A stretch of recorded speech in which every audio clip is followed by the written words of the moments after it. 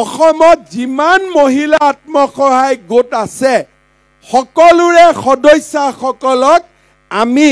লাখপতি বাইদেউ আঁচনিৰ অধীনত বেংক একাউণ্টত আমি 10,000 কৈ টকা দিম আৰু এই 10,000 টকা ভালকৈ খৰচ কৰিলে তেওঁলোকক আমি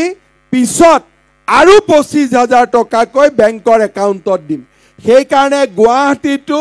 এতিয়া আমি চেষ্টা কৰিম যে গাঁৱৰ দৰে গুৱাহাটীটো যাতে আমি মহিলা আত্মসহায়ক গোট গঠন কৰিব পাৰো আৰু মহিলাসকলক একত্ৰিত কৰি আমি তেওঁলোকৰ অৰ্থনৈতিক বিকাশৰ বাবে আমি কাম কৰিব পাৰো শ্ৰদ্ধাৰ ৰাইজ আজি আপোনালোকে জানে সময়ত মই নাহৰকটীয়াৰ মিটিঙত আহোঁতে কেইবাটাও নতুন নতুন চৰকাৰৰ আঁচনিৰ কথা উল্লেখ কৰিছিলোঁ আৰু আজি নিৰ্বাচন হৈ যোৱাৰ পিছতে আমি লগে লগে এই চৰকাৰে বা মই বিভিন্ন মিটিঙত ঘোষণা কৰা আঁচনিসমূহ ৰূপায়ণৰ কামত ইতিমধ্যে আমি জপিয়াই পৰিছোঁ নিৰ্বাচনৰ সময়ত আমি ঘোষণা কৰিছিলোঁ যে আত্মনিৰ্ভৰ অসম মুখ্যমন্ত্ৰীৰ আত্মনিৰ্ভৰ অসম এই আঁচনিৰ অধীনত আমাৰ যুৱ শক্তিক আমি 1 লাখ টকাৰ লোন আৰু 1 লাখ টকাৰ ৰাজ সাহায্য আমি প্ৰদান কৰিম এই আঁচনিখনৰ অধীনত ইলেকশ্যন হৈ যোৱাৰ লগে লগে আমি ল'ৰা ছোৱালীবিলাকৰ ইণ্টাৰভিউ লোৱা আৰম্ভ কৰিছোঁ আৰু ছেপ্টেম্বৰ মাহত আমি 30,000 যুৱক যুৱতীক 1 লাখ টকাকৈ ৰাজ সাহায্য প্ৰদানৰ বাবে আমি তীব্ৰ গতিত আগুৱাই গৈছোঁ ইয়াৰ লগে লগে ইলেকশ্যনৰ সময়তে আমি ঘোষণা কৰিছিলোঁ যে মুখ্যমন্ত্ৰীৰ নিযুত মইনা বুলি আমি নতুন আঁচনি এখন হাতত ল'ম সেই আঁচনিখনৰ অধীনত আমাৰ যিমান ছোৱালী এইবাৰ কলেজত এডমিশ্যন ল'ব তেওঁলোকক আমি 10,000 12,500 আৰু 25,000 টকা বছৰি আমি তেওঁলোকক বৃত্তি হিচাপে আগবঢ়াম এতিয়া ইলেকশ্যনৰ পিছত কেবিনেটত আমি সিদ্ধান্ত ল'লোঁ যে একেলগে আমি ল'ৰা ছোৱালীক 10,000 বা 25,000 টকা নিদিওঁ কাৰণ তেতিয়া কোনোবাই হয়তো মোবাইল কিনি দিব কোনোবাই কিবা কৰিব সেই কাৰণে এতিয়া আমি সিদ্ধান্ত ল'লোঁ যে আমি মাহে মাহে হায়াৰ ছেকেণ্ডাৰী পঢ়া ছোৱালী যোনে এইবাৰ এডমিশ্যন ল'ব প্ৰত্যেক মাহত আমি তেওঁলোকৰ বেংক একাউণ্টত 1,000 টকাকৈ আমি সোমাই দিম আৰু যিবিলাক ছোৱালীয়ে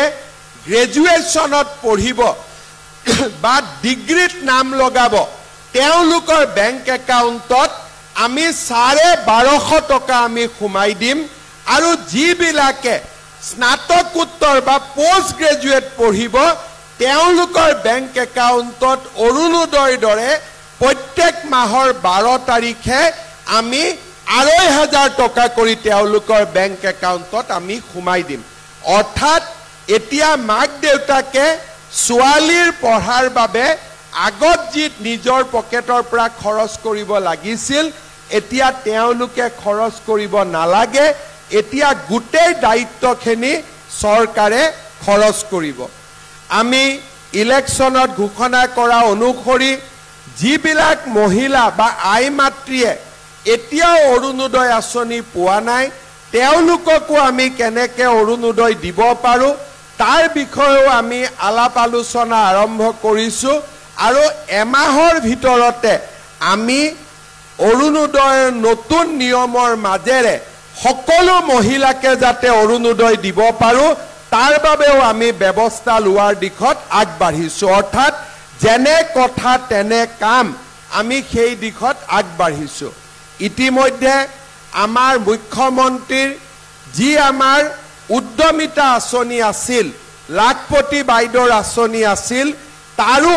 ফৰ্মবিলাক আমি স্কুটিনিৰ কাম আৰম্ভ কৰিছোঁ আৰু যিমান সোনকালে পাৰোঁ আমি লাখপতি বাইদেউৰ টকাখিনিও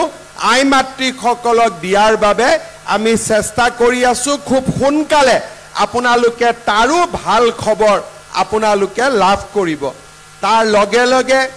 আমাৰ মাইক্ৰ ফাইনেন্স লোনৰ স্কিমত যিসকল মহিলাই 50,000 টকালৈকে লোন লৈছিল তেওঁলোককো অহা সেপ্টেম্বৰ মাহত আমি তেওঁলোকৰ লোন বেংকত ঘূৰাই দি আমি এনঅ'চি আমি মিটিং পাতি এনঅ'চি দিয়াৰ কাম আমি হাতত ল'ম। অৰ্থাৎ ইলেকশ্যনৰ সময়ত মই যিমানবিলাক কথা কৈছিলোঁ এই গোটেইবিলাক কথা আখৰে আখৰে পালন কৰাৰ বাবে আজি আমি আগবাঢ়িছোঁ আৰু গোটেইবিলাক কাম আমি কৰিম সেই দিশত আজি আমি আগবাঢ়িছোঁ। মোদী ডাঙৰীয়া নতুনকৈ আকৌ প্ৰধানমন্ত্ৰী হ'ল। মই যিমানখিনি মই কৰিম বুলি ভাবিছিলোঁ এতিয়া মোদী ডাঙৰীয়া যেতিয়া আৰু প্ৰধানমন্ত্ৰী হ'ল আমি অনাগত দিনত আমি অসমৰ ৰাইজৰ উন্নতিৰ বাবে আৰু বহুত নতুন আঁচনি আনিব পাৰিম তাকো মই বিশ্বাস কৰোঁ। আপোনালোকে যি ধৰণে ডিব্ৰুগড় লোকসভাত বা নাহৰকটীয়া সমষ্টিত আমাক আশীৰ্বাদ কৰিলে তেনেকৈ অনাগত দিনতো আপোনালোকে আশীৰ্বাদ কৰি যাব আৰু আমি আপোনালোকক অসমৰ উন্নতি হওক, পৰিয়ালৰ উন্নতি হওক, ব্যক্তিগত